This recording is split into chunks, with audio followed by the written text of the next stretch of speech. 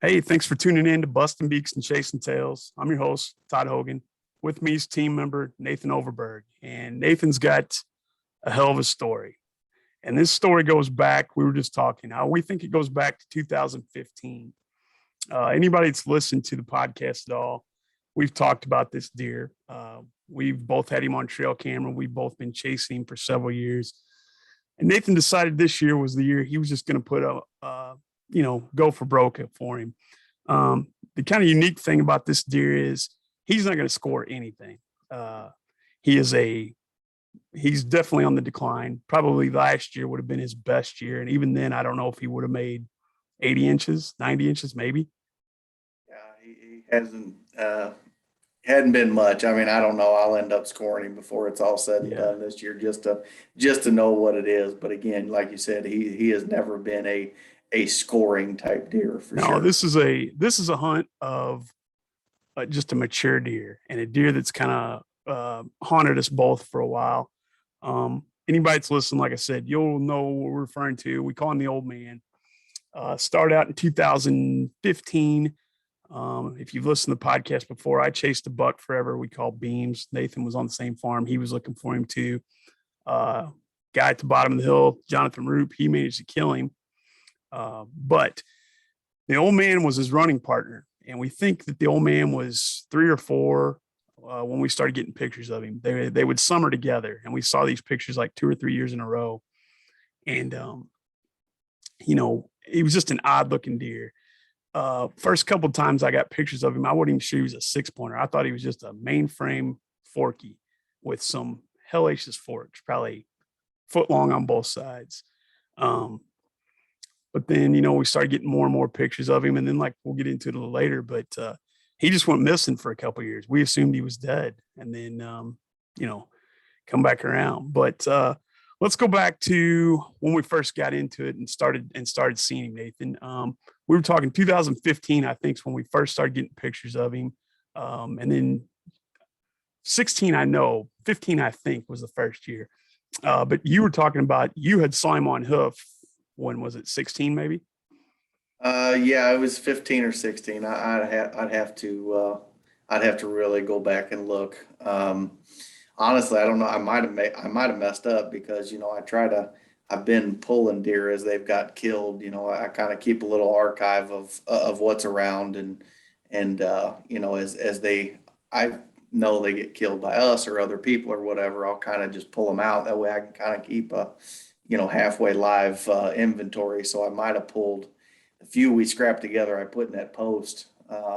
You know, one of them was from you that I know you sent to me, and then the other one I had just out of nowhere of actually him and Beams and then a few other bucks that he ran with. And you know, as we've talked about before, back in those times there, we were still under, for one, the 4 point restriction around here because this was before CWD really got kicked off around here, and our county had the 4 point restriction. And like you said, he just never. I mean, a few years he had a pretty good frame. I mean, he was a framey deer. When you would first see him pop out, you'd be like, "Oh man, that's a good one." And then, I mean, he never had anything for brow tines, but he ran with several good bucks. I mean, there was a mainframe 10 in there that he ran with. There was actually, you remember that great big 8 that went straight up off of his head, Yep. was another one that he ran with. And I mean, Yep. that was just a That's why I giant. seem to think he was a little older than what we think because he was running with mature deer. Wasn't Yes. like a couple, year and a half old bucks running together. He was running when he was running with Beams. Beams was in his prime, and Beams, when he was in his prime, he was a booner. Um, so The year he got killed, and what was that, 18? 18, I think. Yeah, He had actually went, he Beams was had went regressing. downhill Yeah, that year I had his as sheds well. from the year before, and I think Brian and I figured up that one side was like 187. So I'm sorry, 187. So yeah, you could see a decline in him, but he was running the Old Man. And when we say the Old Man, again, we're talking about the one Nathan killed, the mainframe 4 with some piddly Annie brows, right? Yes, and again, he was very easy to recognize from year to year because I think one year, wasn't it? We got pictures of him and he had the start of that G3 on the other side. And I mean, I'm talking about it would have been lucky to score. But other than that, every single year from 2014, 15 or so, that deer has been a mainframe 6-pointer. Yeah. And with brow tines that any given year would have been lucky to go 2 inches, but he was very easy to recognize because again, the 6-point frame and both of his brow tines turned backwards towards his back. So in pictures, he was very easy to There's no recognize. mistaking it's the same deer.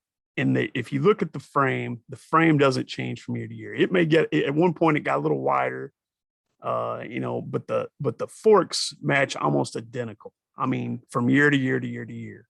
It's almost like mule deer forks. Yeah. It was just kind of weird. And I mean, it was probably because again, he was just a big mature deer and he was only ever a 6-pointer. I mean, so just, those forks and those beams just got longer and deeper.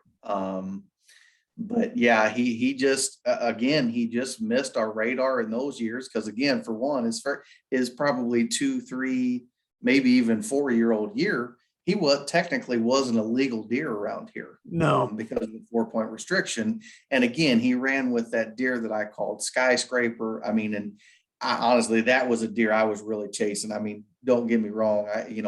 Beams had your goat for quite a while, but that great big 8 that stood, I mean, in trail cam pictures, it almost looked like that deer stood 1.5 feet off the top of his head. It was silly.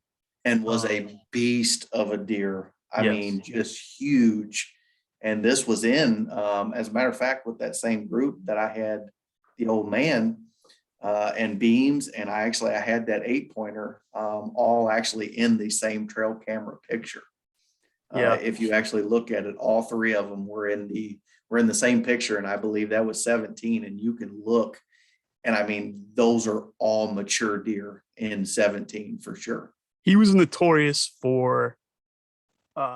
We know that he didn't stay on the farm that we hunt. Now you've got access to some river bottom, but he was notorious for showing up in late August, and he would show up with those other deer just about the time they started to disperse, and bachelor groups were breaking up. And I had several pictures of him with beams. I had several pictures of one you call Skyscraper. And when we're talking 8-pointers, we're talking probably, I'd say a conservative 150 8-pointer, wouldn't you? Yes, absolutely. I would say no ifs, ands, or buts about it. He was into the 40s, and they're very well. I mean, this deer had everything: tine length, brow tines, mass, you name it, anything an 8-pointer can have. And I think it's very possible that deer was going in the 150s as an 8-pointer. He was just huge. Where we hunt, we get pretty good frames. We get pretty good tine length. We don't get great mass, probably because we're not strictly agricultural and they don't have the genetics just to do it. But that deer had it all. He like you said, tall, wide, heavy. He had, like I said, he had your goat. Beams had mine, and the Ole Man was just kind of, he was around.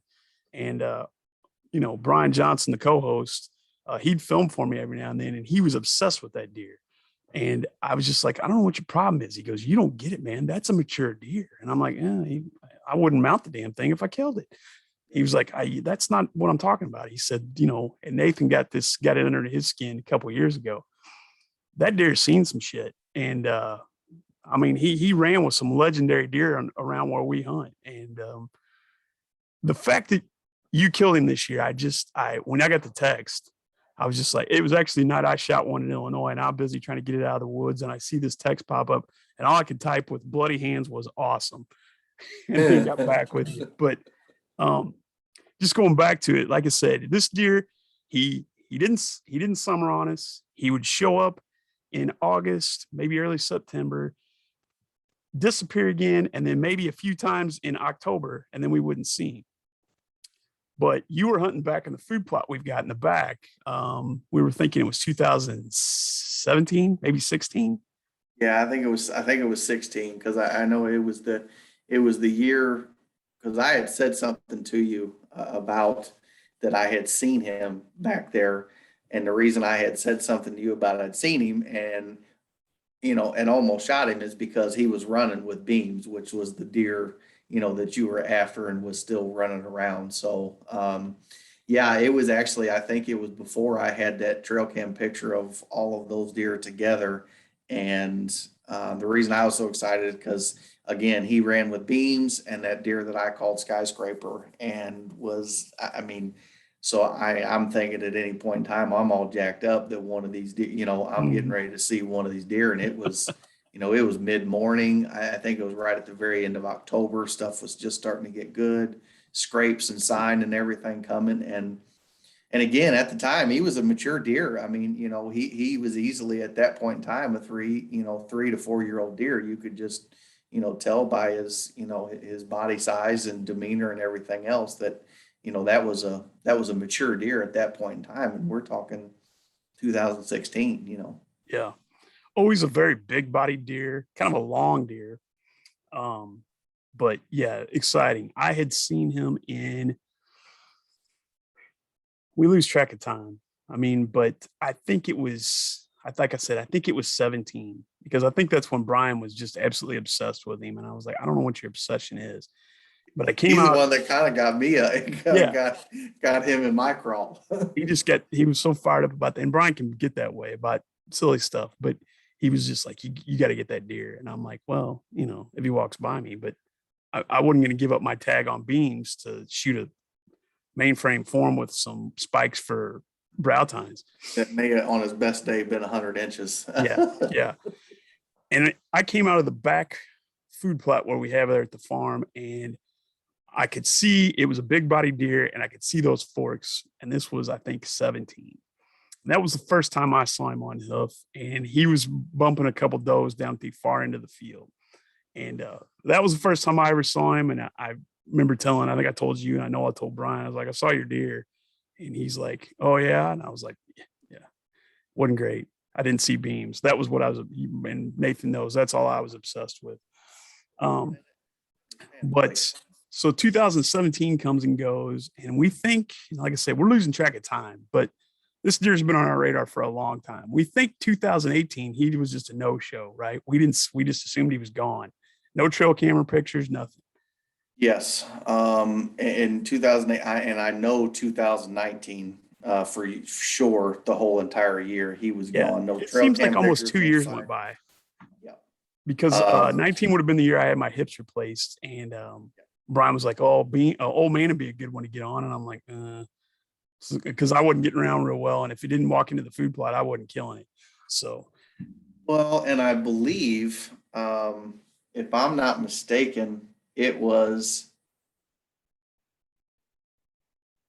no 18. He was around because the deer that I have over here over my right shoulder, if you remember, and he was that he was was with him behind the 18. pond, wasn't he?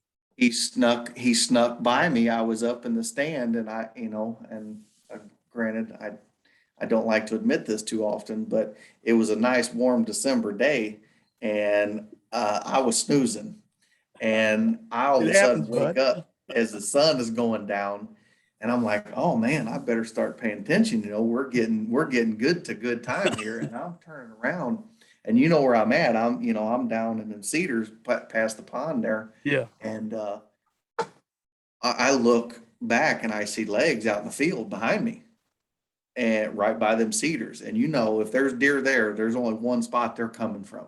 Yep. I mean, and those deer had to walk right by me. So I get my binos up and they're walking around and feeding. And I look and I'm like, I see one small little 6 pointer and everything else. And I look and I'm like, oh man, that deer's got a decent frame on him. And then he turned his head and I saw them forks. And I mean, I let out you know, this expletive out loud. And I mean, I'm just like, no way and he's out there in the field already. And like I said, he had to walk right by me. Evenings, especially that time, Todd will tell you, those deer come from that direction. They come from the bottom down below me out into that field. And then, eventually they'll work their way towards row crop, which is what, 400, 500, 600 yards from Yeah. there. Yeah. But I mean, he had made it past me, and I'm sitting there and I'm up in the tree doing a jig, trying to, figure out how to get this, because by this time, 2018, CWD is around, our 4-point restriction has been lifted.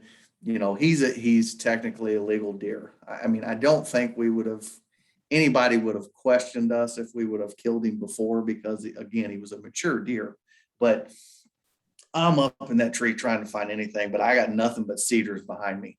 So, I mean, I'm screwed at this point. I can catch a glimpse of him, tell what deer he is from time to time, but there's no way I'm squeezing an arrow through there. Well, I forgot that you'd seen him that day. Do you think that the pictures I have of him, I would have said last year was his best year? Do you think he was bigger in 18? Probably would have been right about the prime of his maturity. Actually, I think that was the year, if I'm not mistaken, that he had that one extra point. But do I think he was? It was weird. I think last year was his biggest frame. He seemed to go out and be wider than he ever was before. He typically before stayed, about to his ears, maybe a little bit outside. But them couple pictures, that you had of him in the food plot last year, I mean, he looked like he was a decent amount. I would have said last year he was probably, what do you think, 19 inches wide? Yeah. If you go by generally, if their ears are about 17, he was a couple inches out, maybe an inch and a half too. And if anybody's listening, if you go, I believe you did post that one picture on the post you put on, the podcast Facebook deal. That one picture of him back there in the food plot, and you can kind of just see he's got. Or no, you didn't post that one. You post the one you had. Remember the one you sent me back there in the food plot last year? I still got it here on my phone. I've got several of them. What I'll do is when I post this, if you go to the Facebook page, I'll post as many pictures of him as I can, and then of course Nathan's picture of him when he killed him. But the problem was, I kind of like you were saying, he was never really on my radar, just kind of. And so a lot of those pictures I deleted, and I bet I had over the years, I probably had 100 pictures of him. Sure. But only did when I first started getting pictures of him, he was with beams, and he was odd the way he looked. He was such a big, looked like mainframe 4, just a 4-point forky. And he had tines like, his G2s would have been, I bet they were 14 inches long.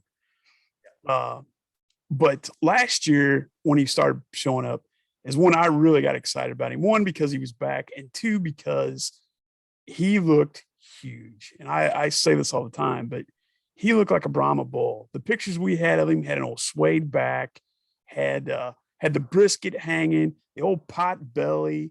Looked like he'd been drinking beer all summer and chasing women. I mean, he just looked like an old man. Yep. Yeah, he sure did. Like I said, it was probably, I know last year for sure, and probably the one year before, because I had even told you, I'm like, we need to get this deer killed. I'm like, we've been, the CWD has been kind of waning a little bit. We've stayed in it because, it's kind of, we've had a case or two here and there in the county, but it's kind of waning, and they've pulled some counties recently. That were on the list previously. So, I mean, we could be in that category. And again, there's a decent chance from the way we've talked that this deer has been breeding in our area for 8 years. I mean, maybe 9. And just those genetics. What are you thinking? We were talking last night on the phone. Well, my earpiece fell out. He's at least 8. He could be as much as 11. And I don't think we're exaggerating there. We're just going off what we know. We've been messing with him for 6 or 7 years. And I think he was mature or on the verge of being mature when we started seeing him. I just can't imagine that he'd been running with deer that were that big all summer, because there weren't any other dinks running with them. You know what I mean? No, every deer in that group was mature when we started seeing them. Yeah, because there was actually a 4th one, the one that Brian named oh, I can't think of the name, but he was a good deer too. You named the one superstar, it doesn't matter. But there was four of them in that group. Potential. Brian called him Potential. Potential. Remember that one? Mhm. So there were four of them. Four deer that were every bit of 135 plus, and a deer that was like 85. Yes, but again, I mean, and you could tell in it. I think the deer he called Potential, I called Superstar. That they were. He was probably the youngest deer of the group, but Yeah, I mean, again, a mature deer. he was At least three. three and He a was. half. He was. I think he Yeah, was a great 3-year-old. yeah, and then What'd you? Oh, you called the Big Eight skyscraper, right? yes, Yeah. and and the other two, I mean, were with the other three with them were without a doubt fully mature deer. You know, 4.5, 5.5, or possibly older. I think Beams was older than that at that point in time, and I definitely think Skyscraper was older than that I at think that time. Beams when he was killed was probably 8 or 9 because Well, we were seeing it. We were seeing the decline. I saw him at well, his best, and I saw him over like the next 3 years slowly start stepping back. and Skyscraper actually, I believe at that time in 2017 when I had those pictures was the oldest deer of them all because he looked like a freaking cow Yeah, in that picture that I had of him. He was an you're enormous right. deer. Anybody that's listening, I've got pictures of these, and I'll post some with along with Nathan's picture and the old man. But I'll post some of these deer just so and I think I have some pictures of them all together so you can see them. But years ago, there was we had an old mineral site in the back that you can't do that in Missouri anymore because of CWD. So anymore, it just fills up with water. It's about, I don't know, what do you think it is? Probably 6 foot by 6 foot by 2.5, 3 foot deep. They just dug it out over the years and it fills up with water. Well, they would hit that when they had the water, and I'm guessing it still had traces of it or eat the mud or whatever. But I've got a picture of all four of them standing in it, like on an August day where it's like 107 degrees. So Yeah, I mean, like I said, I don't know that group, and I got a group. I mean, it's definitely not of the caliber of that group, of bucks. But I got about there's about six of them that are decent deer, mature deer that are running together out there. I mean, again, antler wise, they're not of the caliber, those deer were, but they've for quite a few years, the deer seem to summer or at least pass through there when we were starting to get the good time, like you were talking about in August and we could really tell when things were starting to kick off and everything else because for some reason that farm would fill up. But it would start about the 20th of August, but right about the 15th of September, which when our archery season come in, that all disappear again. and there was a couple factors there too, Todd. I mean, and we've talked about it before. You got the start of the row crop coming out down the bottom.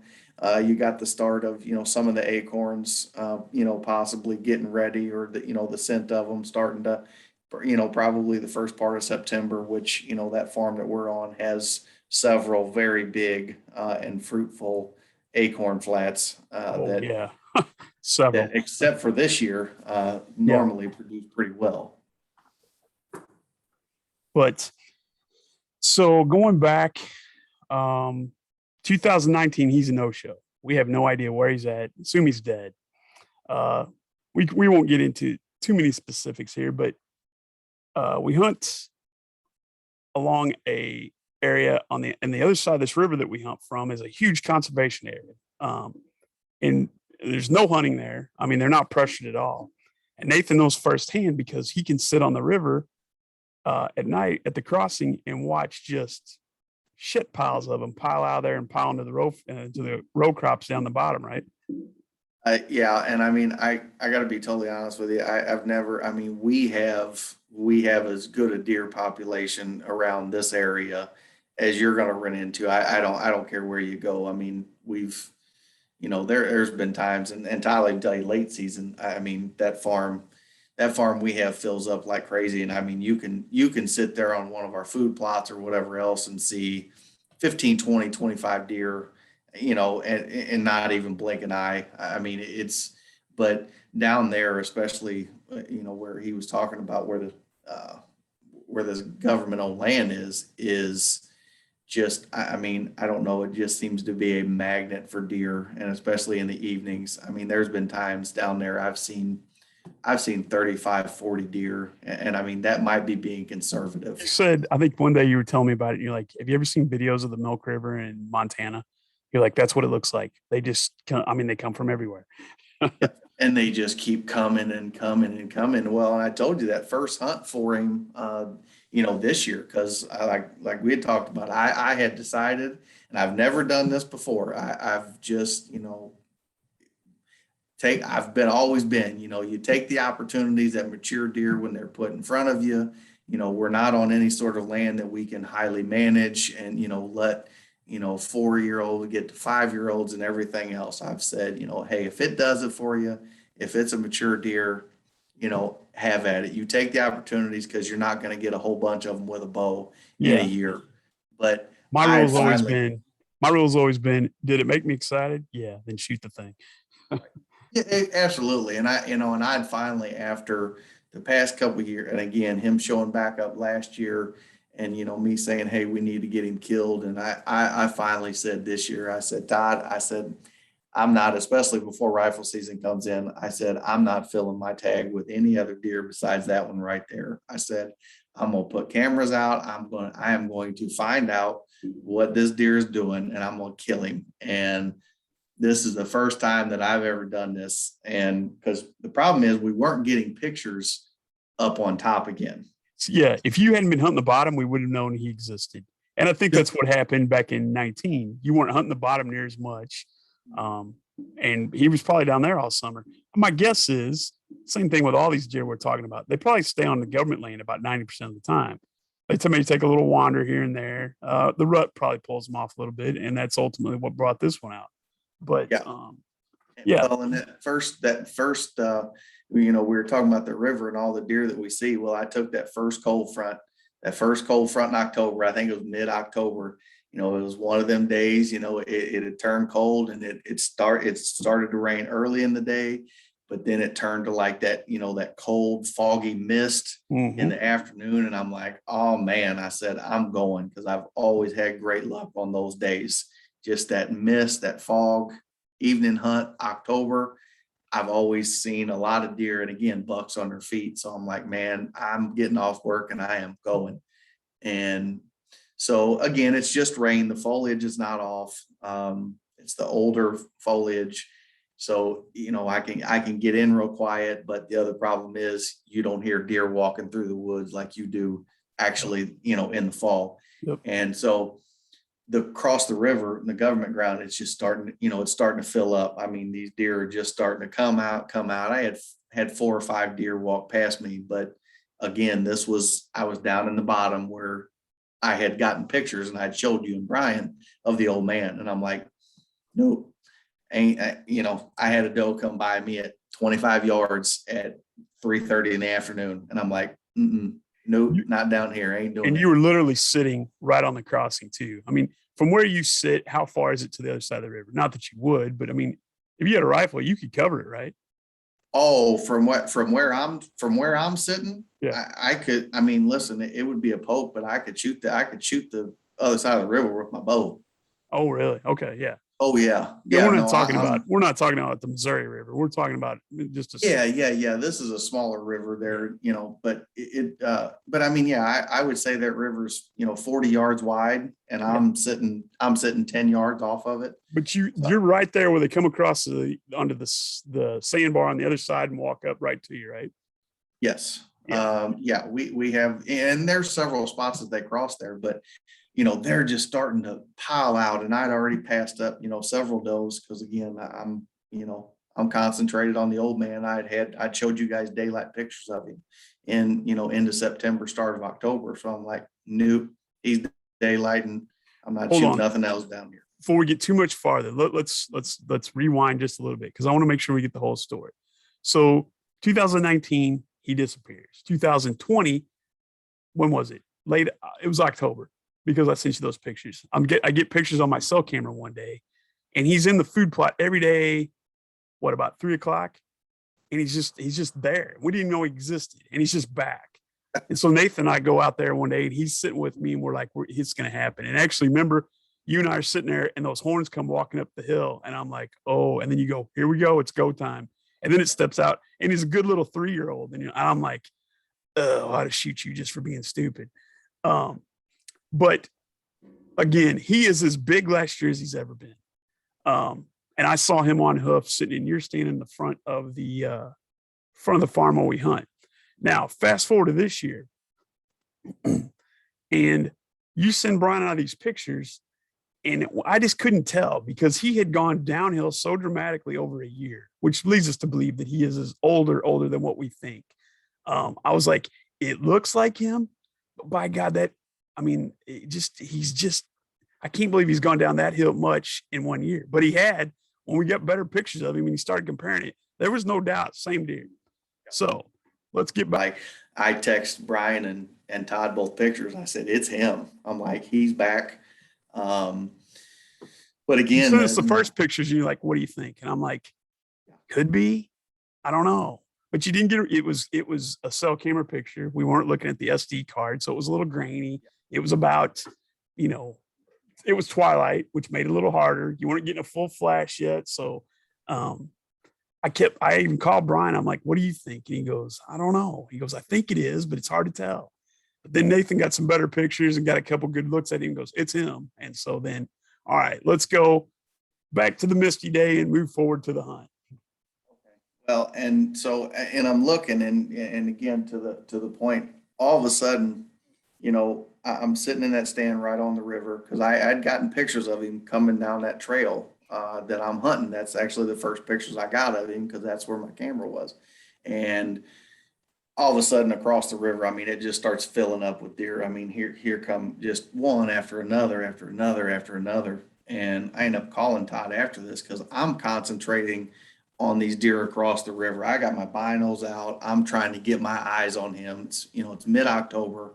I'm just trying to at least lay my eyes on him so I know what he's doing. And just deer piling out they just kept coming and crossing the river and coming. And I'm like, oh my gosh, I've had 20 to 25 deer cross that river. And I'm like, it's starting to get dark. I'm like, I really can't see over there anymore, because it's a decent distance. And I'm like, let me just get down. Very thick on the other side of the river too, right? Oh yeah, that river bottom's thick as it can be, and again, all the foliage is still on. Yeah. So it is. When I was a kid, they farmed that, and we're talking probably 35 years since they've done anything with it. So you can only imagine it's full of sycamores and 15-foot high cedars and just as thick as a day is long. Yeah, and it just, so I'm like, you know what? Let me just get out of here. It's my first hunt of the year. I'm going to get out. So I go and I grab my quiver, grab my arrow out of there, quiver my arrow, and I go to grab my bow to put my quiver back on it, and set my bow back to start to go get down. And all of a sudden, directly in front of me, I hear a deer blow, and I'm like, and I go like this and look straight down to my right, and there is a nice buck standing at 10 yards from me. And I'm just like, and he has no idea what's going on. He's still standing there, but he's looking out in front of him. And I'm like, oh my God, what just happened? And so he's just standing there, and then he goes and takes off behind the deer that was in front of him. And I text Todd that night and I'm like, man, I might have screwed up, man. I'm like, I'm watching the deer. I was like, I couldn't verify what deer was right next to me. It was dark, and there was another deer with him that was out in front. I'm like, man, I might have blown this on my first hunt this year. And I was bummed out. Just golly, I was bummed out. And I'm trying to think. So I hunted maybe once or twice past that, but I know I mixed the boy in there a couple times. And so I went and sat up, or no. Season came through there at some point. Well, it was I think it was the next weekend. Well, no, it was, you're exactly right. It was the Friday before U season. Yeah, in Missouri, it's usually the last weekend of October, right? Yes, it fell on Halloween this year. So I went that Friday night before. It was another day just like that, cool front, misty, rainy. So I go down and I just I'm like, okay, because we know where they're going. They're going out to the crop field. So I go set up and I'm just observation. I want to see where he's coming out so I can try to put myself on that trail. So sure enough, right at dark, that bottom's filling up with deer. There's 25, 30 deer out in the bottom. And all of a sudden off to my right, I see a nice buck, a nice, nice 130s, 140s class buck, walking. And I look even further to the right. And I mean, it's just, like I said, he's so easy to spot with just them big, deep forks. And I look over and I'm like, okay, that's him. So I'm looking. So I go, don't get close enough to him, but I'm like, okay, I gathered another little breadcrumb on him. I'm getting closer. He's going to be further down there. So I saw him that Friday night. That Saturday, I'd been getting a darn good 4.5, maybe 5.5-year-old 8-pointer in daylight on a regular basis. And youth season started that Saturday. So I'm like, man, I want to get my boy on it, on a deer. And so I took him and set him up in a blind up there to try to get him on this 8-pointer that had just been daylighting quite a bit more, had better odds. Well, he was a no-show that morning. So I told, the boy had a rifle in his hands. I'm like, hey man, I said, we're going down to the bottom. I said, if there was anybody, besides me or yourself that I'd like to have had killed this deer, it was my son. Oh yeah. So we went down to the bottom, went in that blind, and sure enough, right at dark again, here he comes out around this same chunk of woods. And we're just sitting there, and he just kind of hung down there, and it was further than what, that gun my boy had. And again, to have him shoot. So I've seen him 2 out of 2 days, down here in this bottom since I've got the picture. So I'm like, and those row crops on the other side of the river, that row crop field, that's a big field, and it's broke up by a couple different like little ditch channels there. So, I mean, there's, I don't know what there is, a couple hundred acres there, probably, at least 150, where it's a crapshoot. You've got it, you're zeroing it down as to where he's coming across, but I mean, that doesn't mean he's going to do it every time. And the other thing, it was a dry fall. I'm betting the river had gotten down to the point where if you wanted to wade across it, it wasn't more than knee deep. No. And that's what, like you said, they've got several crossings all the way down that whole field. And, you got to, especially with a bow in your hands, you got to pick the right one. So then we come to this. So I go back down there that Sunday night. So I'm kind of figuring this out. And basically this deer is living on the government ground, and he is coming across basically right at dark, when he decides to come before dark.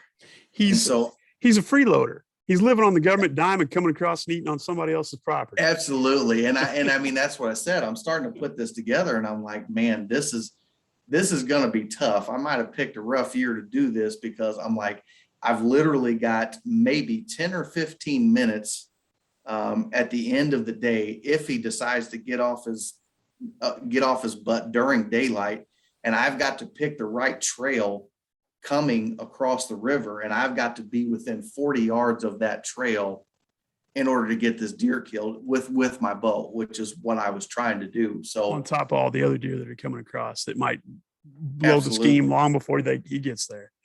Yes. So we have that Sunday. So I take my boy back down. And actually I take him Saturday or Sunday, and his allergies start getting to him. Like I said, all the foliage is on, so he doesn't go Sunday evening. So I'm like, I've seen that deer, 2 out of the last 3 days. I'm like, I'm going to go get, and I'm going to bow hunt that. And I went and I hung a set right there by this hunk of trees where he seemed to have been, every time I've seen him, he's right around there. So I go and I hang a set there, and he no-shows me that night. So I'm bummed out. I'm like, man, you've got to be kidding me that, this deer has shown up the last 2 nights. And now all of a sudden he doesn't show up tonight. So I'm like, well, you season's over. Now I got 2 weeks with my bow to try to come out here and get this deer killed. So that puts us into that night would have been Halloween. This puts us into the 1st of November, right?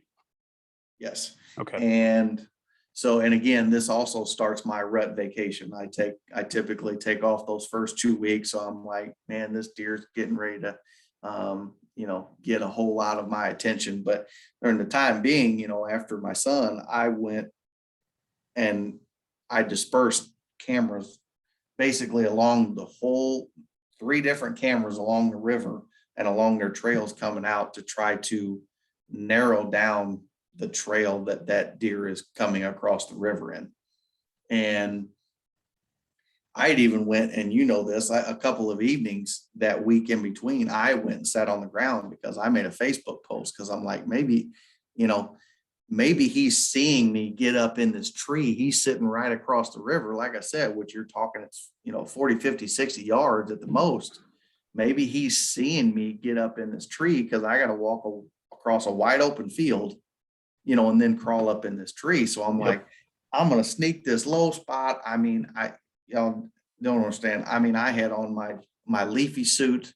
I mean, listen, I'm giving this deer every single thing I got. And I mean, he just, every time I'm over there and I'm in his kitchen, he's no showing me. So I'm like, something's happening here. Something is amiss because every time I'm away from him and observing or, not in his bubble, he's out here in this field.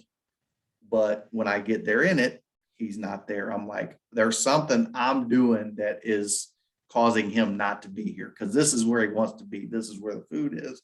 This is where you're going to go see 35, 40 does in the evening right there. I mean, this is where he wants to be. And so, I mean, I'm just trying all kinds of things. So then I go sit back and I just kind of observe to go see if I can't see him again. Well, I don't see him for a couple of days, not getting any pictures. So I got drawn for Rockwoods. I'm like, I'm gonna go hunt Rockwoods for a couple of days. I think I hunted him. I think I hunted that stand that I set for him maybe 2 other evenings. Cause again, I really wasn't going there in the mornings because again, this is your destination food source. You try to go there in the morning, I'm going to blow him blow off. every single thing out of there and the chances of him coming by me at that point. So again, I was just concentrating on the evenings, getting in there low and quiet as I possibly could.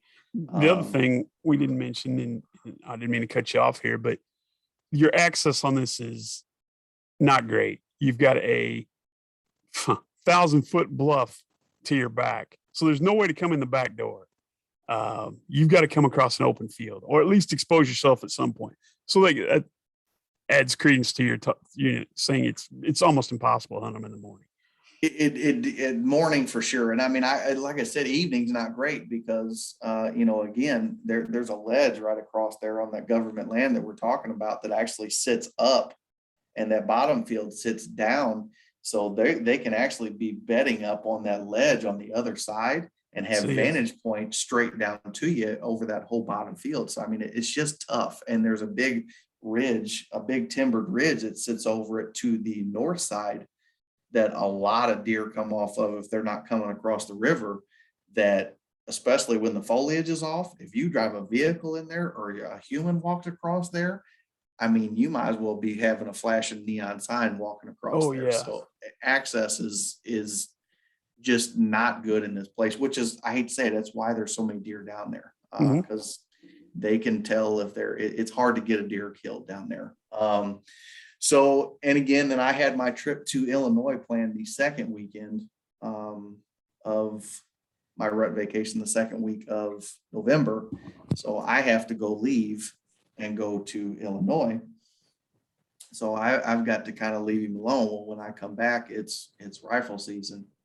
And I come back down, the boy wants to go rifle hunting. So I take him. Well, no, not the first day he didn't come out because I ended up killing the doe. I was just like, I can't take it no more. I've been hunting my butt off for, over 2 weeks now. So everybody kind of dispersed. The boy decided he didn't want to go. So I went up and sat in my old trusty spot over there in the corner where you saw him last year. And I had a big old doe come out in front of me. I had my bow in my hand, and I had not shot a deer with my brand new V3. So I was getting ready to put that streak to an end, and I let one fly at that big old doe, and found her the next day. But again, went and checked my cameras. I had cell cameras down there. I was not getting him. So man, I mean, by this point, I'm highly discouraged. We're to rifle season, and I'm like, man, All I hell don't. breaks loose in rifles. Yes, and I mean, it just There's I'm no like, givens. this is bad. But so it was midweek after that first weekend, because again, once rifle season hits, there's a lot of people out there. A lot of people hunt that bottom farm. So I really don't go anywhere near it. I kind of have my run of the place when it's bow season and everything. So I kind of stay to myself or stay out of the way once rifle season comes, so these other guys can get their opportunity to hunt. So Yeah, and you can come back up on top because I'm right, generally gone. You pretty much got that farm to yourself. But then right. again, that's not where the old man is right now, or at least that's not Well, what I think he is. and that's the thing. I had seen him in the same, I would say probably 120 acre area every time I had seen him. And so we get to the middle of the week, and I say something to my cousin, who owns one of the farms out there that we hunt. I told him, I said, hey man, I said, George, I said, this deer, this old man, he is in my head. I said, I need to get this deer killed. I said, do you think it would be a big issue? We got a cold front coming midweek.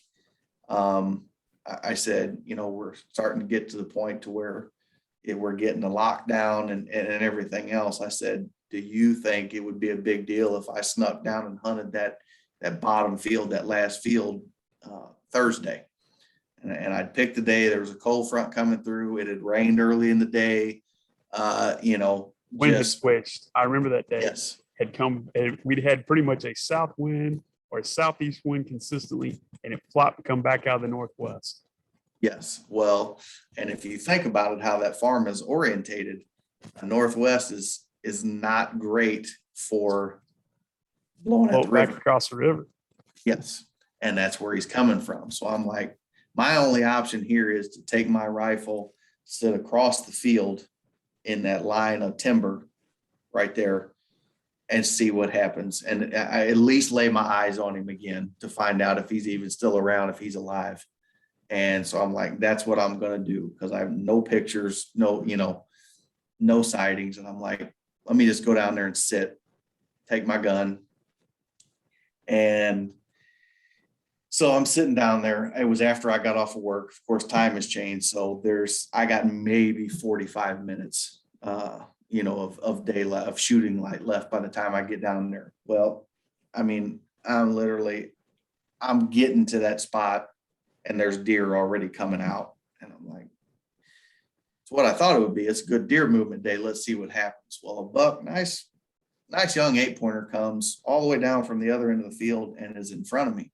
I'd sprayed out a little estrus pea in front of me, just because again, the wind was blowing that way. I'm like, if I stay back off of him, let him get a whiff of this. Well, that 8-pointer come down, boy, he hit that stream of that estrus pea. And I mean, he just stopped, stonewalled out in the middle of the field. And he just stopped and was just staring right over there by me, just trying to figure out where this doe was. And, I mean, probably was getting a little hint of me as well, but not close enough to him to deter him, because man, I bet he stood there for 10 minutes. By this time it's starting to get dark. And I'm like, man, come on, are you kidding me? And all of a sudden, out of nowhere, just to the left of him, I see movement. And I look and I throw my binos up, and here come the old man directly across. And the farmer had just plowed around the edge of the field to try to uproot the roots, to keep it from taking moisture. And again, so he plowed right along the edge. I look over, and again, this deer is moving in where where the farmer had plowed right up against the trees. I look, see it's the Old Man, and that deer is literally maybe 10, 12 yards from the stand I had hung to kill him with my bow. Oh God. I mean, and I'm just sitting there and I'm just like, no way, man, you have got to be kidding me right now. How far is he from there? From you? How far is he now? Well, that's what I was getting ready to say. He, at that point in time, he was probably 225, I would say, That's a poke. from where I was at. Yeah. But he was walking straight at me. So I'm like, well, let's just see what happens, because that buck's still standing out in the middle of the field. I'm like, well, he's right smack dab in the middle of his, his core area. I'm like, he ain't gonna take too kindly. Well, as I see him coming out and get a little closer and break off of that, I can see he's got that sideways walk, and he's got the ears pent back. I said, oh man, I said, you're in trouble, mister. I said, you've done messed up now. So you thought you were going to fight with an 8-pointer, but little did you know you're going to fight with a 308. That's right. But so I get my gun and get it up on him, and again, just get it back. And sure enough, like I said, he's got that body turned and that head turned sideways. And I mean, you just see them big, deep forks. And I'm just like, and I mean, luckily it was happening so fast, I didn't have too much time to think about it, or I'd have probably choked. But so I'm like, oh my, this is getting ready to happen. But I'm like, I got to get on him, because my wind is very questionable at this point in time where I'm sitting. Which is what they say if you're going to kill a mature deer. You want it to win you want the win what he thinks is in his favor, and just almost a bad win for you. So now I'm sorry. And again, and like I said, it was highly questionable. It was either I was far enough away from him, that it wasn't alerting him like that, or he smelt that estrus pea and that other buck and was like, this ain't happening today, and just threw caution to the wind. It was one of the two, because again, the wind wasn't great. So he comes back out and he gets to, I don't know, within, I would say that other buck was 100, I don't know, maybe 120 yards. And he got within, I don't know, maybe about 30 or 40 yards of that deer posturing at him. I'm just like, it ends now. This story ends right now. We're not taking no chances. We're not going to have you go dart off and run this deer off of the field, or like what happened to you last year and him go run them does out of there. And like this story ends. Those had been there. The story ends last year. He would have come around that end and I would have shot him, because he was 70 yards away. Yes. Yeah. And I'm just like, and I did. It was funny. I thought of you too. And I'm like, nope. We're getting ready to, and I mean, I'm just finally, I squeezed that 308 off, man. And I mean, he piled up right there in the middle of the field. I mean, never moved a muscle. That other buck jumped.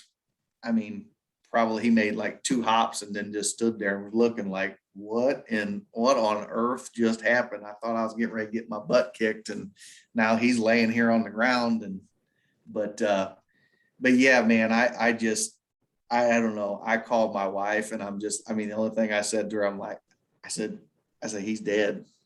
Because that's the only thing I could say. Because this deer, Todd will tell you, I mean, this deer had me discouraged with hunting in general this year. I was discouraged.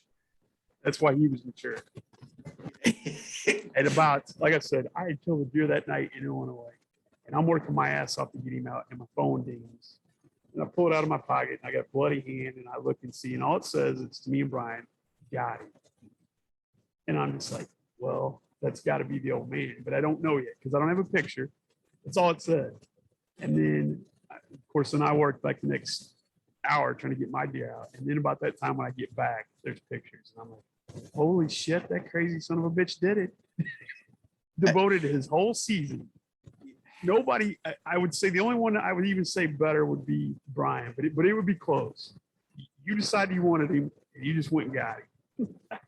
Well, and like I said, it was it was very gratifying, and it was gratifying, but it was very, I don't know. Once it was over, it was just like, I don't know, this just big exhale, and it's just like, what the heck do I do now? It's just like that deer has been, and again, we've got good deer. I've got other mature deer there, around, but I'm just like, none of those deer, I'm going to be He's been upset if the they make it another year, yeah. He's been a conversation piece for us for at least 4 years. Like we said, possibly going back as much as 6. So, well, it's awesome that he's gone and we got him, and it's also kind of anticlimactic in that. Well, now what? Exactly. And I mean that you said it, you said it exactly right. It's just like, now what? I mean, luckily I've got, I was just telling you, I'm going to go back to Illinois late season, hopefully fill that tag there. But, unless we talked about, unless something that I don't have on the wall right now shows up out there, I'm not going to be mad if any of those deer get another year older. So I'm not real concerned with, we've got plenty of deer meat in the freezer at this point. So, Illinois is probably going to be my.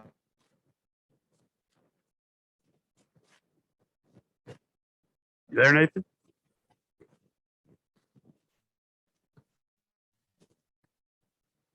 Oh, we maybe have You there? Yeah, sorry, we had a little technical difficulty. You froze for a second. Oh, Go ahead. I well, think we're about to lose time here, but we'll wrap it up. Go ahead. Tell me, you were going to Illinois, is that right? I'm going to go back there late season, so I'll probably concentrate on that. But, there's one thing I wanted to touch on. The one thing I wanted to touch on for sure is, we've kind of started this as as a deer report and a turkey report to, just to kind of inform people. And a valuable lesson that this deer taught me, I went back and learned after I killed him. I went back and pulled all my cameras that I had set for him the day after I killed him. And I told Todd, I went and I walked. So I went and I walked the whole river down where they cross to look at every single crossing that those deer crossed. And what I found was where I ended up hanging that set to kill that deer over there, there was actually a drainage just behind me, which would be technically to the southeast of where I was at. So on the winds that I would be hunting at the north, and plus in the evenings with the thermals pulling down, they're going to pull down into the river. And there was a crossing and a heavily used deer trail that came directly up that drainage into that chunk of timber that I had hung that set in, that was behind me. And if this deer walked that river by those trails to scent check, for any danger or does or whatever they would be doing that time of year, that deer more than likely smelled me and never came across there. Do your homework, especially if you're after them big mature deer, do your homework, check the entry trails and exit trails. Make sure you've scouted properly. Yes. So you're not setting yourself up for failure. The other thing is he could come up that drainage and never expose himself till he's back in the timber on the other side.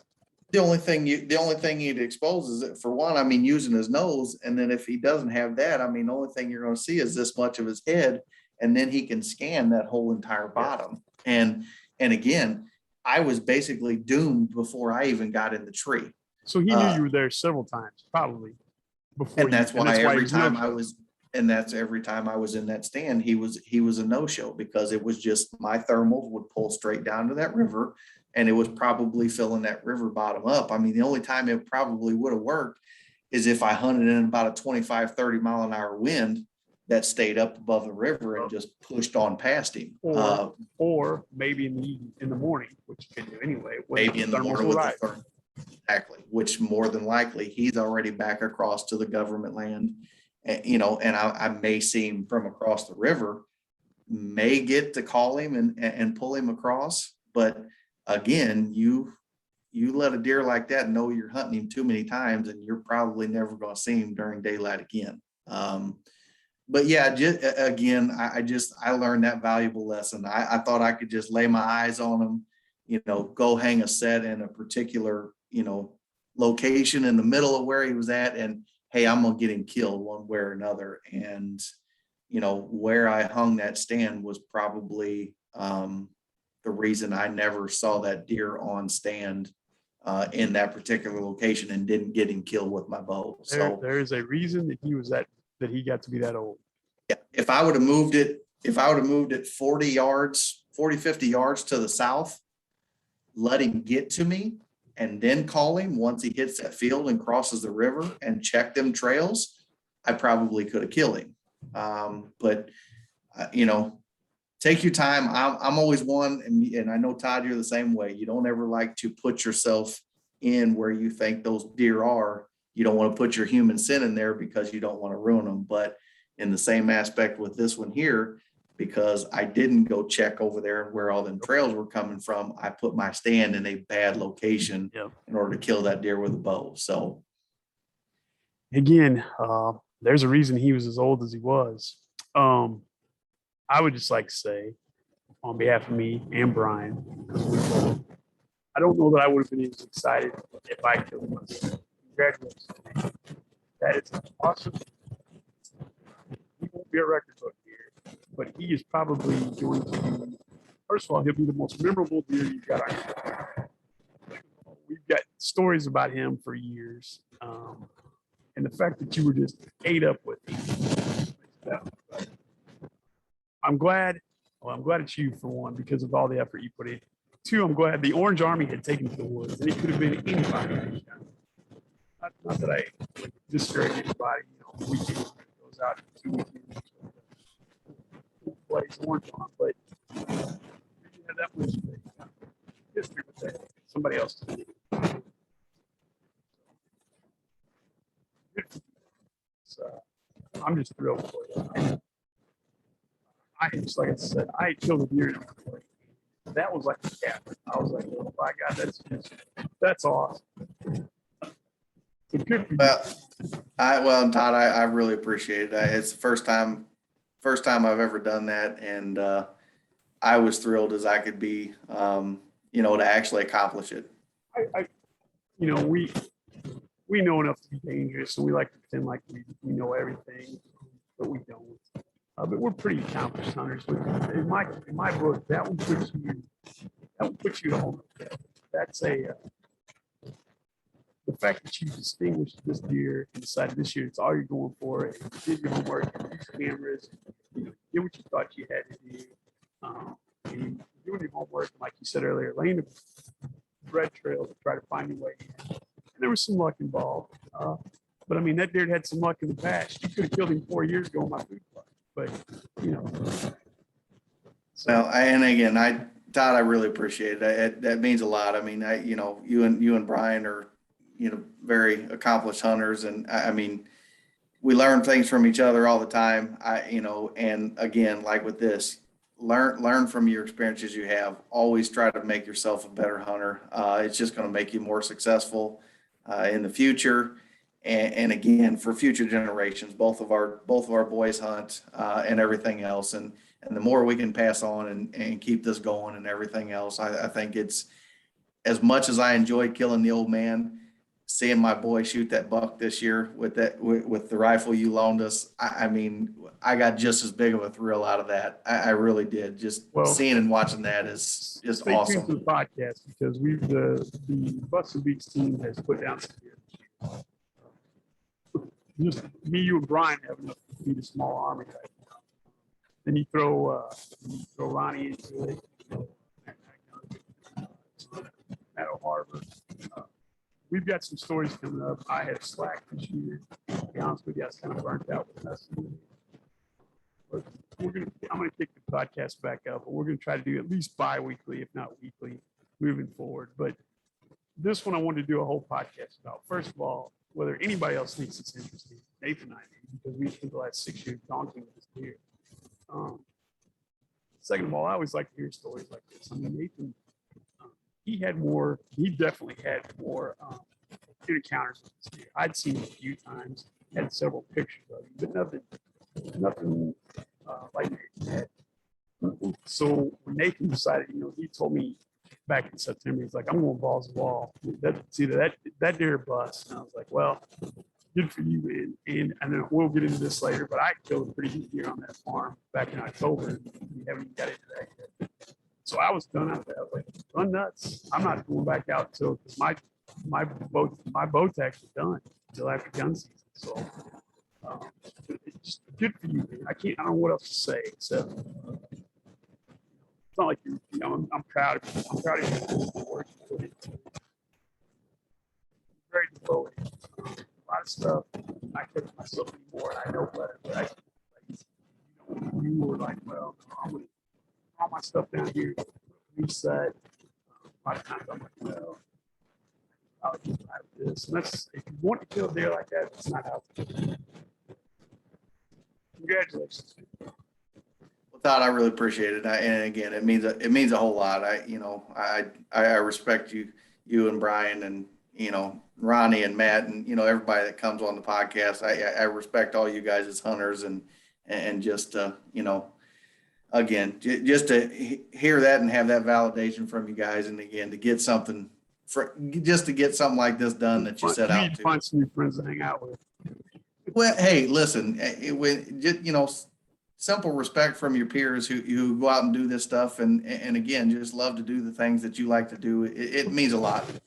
There's a handful of guys that I text me, and it's one of those things you just want like, hey, look what I do. This is probably, I think we've done 48 or 49 of these podcasts. This is probably my favorite podcast. And just sit and listen to the story. Like I said, I wasn't here. You had started telling it to me, and I was like, nope, leave it. It'll be good conversation. So, yep, absolutely. We're gonna wrap it up because we're pushing on time here. But again, Nathan, congratulations. I'm gonna post pictures. Just go to the Facebook page, Busted Beats Chasing Tails. You can find us on pretty much any platform.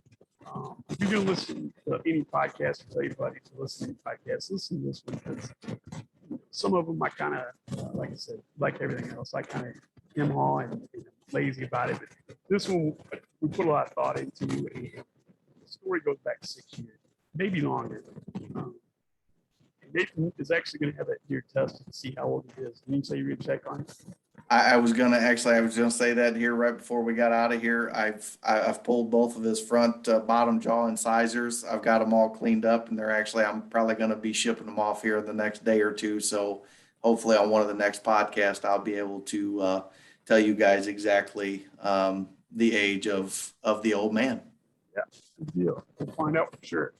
I'm gonna go with 9. What do you think? I told you last year, we kind of went back and forth, but I'm hoping and kind of thinking he's going to hit double digits. I think he's going to be 10. He could go as much as we were talking, possibly 11. But yep, I think he's going to hit 10. That's pretty impressive. Anybody listening? It is the 30th of November. We still got a month of better. Some people say late season's the best time. You got a food source. Deer will be there. Coming off the rut, a lot of guys are worn down, but don't give up yet. We've got another month. We're all still hunting hard. I've got second shotgun season this week. Nathan's going to go back to Illinois. I was going to go back to Illinois for the second shotgun season. I've also got a management hunt. Brian's killed more deer than he knows what to do with already this year. So I don't know what he's doing. That's kind of his forte, though. Yeah. Brown is down, although he has put the hammer on some deer this year. We're going to have an entire episode where he tells us about that. But anything you want to add before we wrap it up, Nathan? No, you just kind of hit on it, guys. Because I was there, frustrated, hadn't killed a deer. Guys, deer season's a grind. Keep grinding at it. Your season can turn around in an absolute heartbeat. Keep at it and enjoy your time out there. Don't keep putting that pressure on yourself. Go enjoy the outdoors. That's it. If it seems like work, then you're not having fun. That's what we're doing it for. I'm not huge. I don't like to get up early in the mornings. During November, I do. But we're about to come to that time where it's kind of counterintuitive to get up early, pretty much just late. So it's pretty much my best time of year. If it would just stay. This is where you thrive. Yeah. Like Nathan was there that day. During opening day of rifle season, I took my son out there. Well, I came downstairs to get him up at 4:30 in the morning. He's like, "Ugh." So I come back down at 10, got him up. We showed up out at where we hunt. George fed us some chili, and we went off in the woods, and an hour later, he killed a pretty good little buck. So Sure did. Yep. Yeah, your son killed a good buck. Yeah, the podcast coming up should be some good ones too, guys. We've put some deer down, so let's check out for the next few podcasts as well. I mentioned it in one of the podcasts before. The Busting Beats and Chasing Tails boys have put a hurt deer population in this area. Like I said, tell your friends about us, listen to us, check out the Facebook page. I'm going to post a bunch of pictures. Nathan, thanks for being on. Congratulations, man. I don't know what to say. You were the king. You got the crown for 2021. I don't know about that, but I do appreciate it. I really do. Thanks, Todd. All right. Thanks for tuning in to Busting Beats and Chasing Tails. Stay tuned. We'll be back to you here before too long. All right. Take care.